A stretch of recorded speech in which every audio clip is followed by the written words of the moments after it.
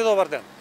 Министерството за внатрешни работи продолжува со засилените акцијски контроли во областа на сообраќајот со цел ставање на ред на улиците и патиштата во Република Северна Македонија.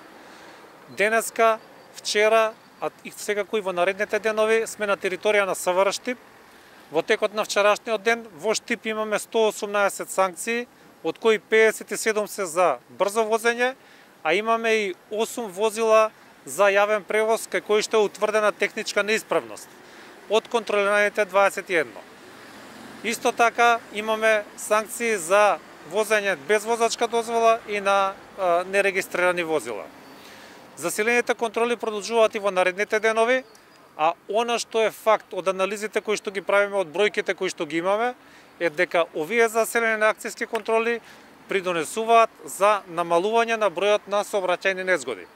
Ноември 2020 споредено со ноември од претходната година имаме намалување за 21%, а декември 2020 со декември 2019 имаме намалување на бројот на сообраќајни незгоди за 23%.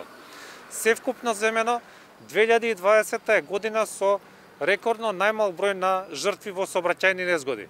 Се разбира, било која бројка на жртви во сообраќајни незгоди е голема и се преземаат затоа и дополнителни мерки за колку што е можно таа бројка да се намали.